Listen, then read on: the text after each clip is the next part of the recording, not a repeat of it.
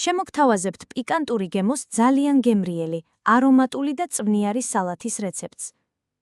კორეული პამიდრის მოსამზადებლად დაგჭირდებათ შემდეგი ინგრედიენტები: ხახვი 1 თავი, ზეთი 50 მl, პამიდორი სლივკა 1 კილო, წითელი ბულგარული წიწაკა 1 ცალი, ცხარე წიწაკა ნახევარი, 1 ცალი დიდი სტაფილო, ქინძი და უხრახუში თითო პატარა კონა, ნიორი 6-7 კბილი, შაქარი 2 სუფრის კოვზი, მარილი 1 სუფრის კოვზი, დაფქული შავი პილპილი ნახევარი ჩაის კოვზი, ხმელი სუნელი 1 ჩაის კოვზი, 9%-იანი ძმარი 30 მl.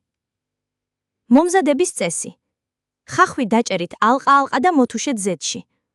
პამიდორი გაჭერით შუაზე, თესლისგან გაასუფთავეთ და თქვენთვის სასურველ ნაჭრებად დაჭერით ცხარე და ტკბილი წიწაკები.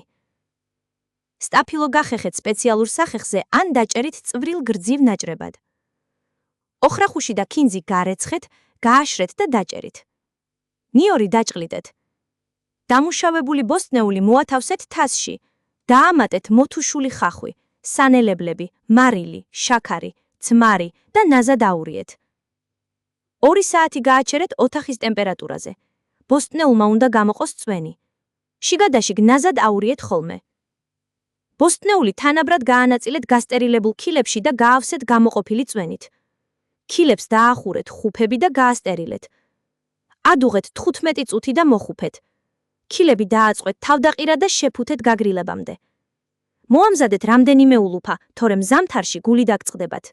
გემრიელად მიირთვით.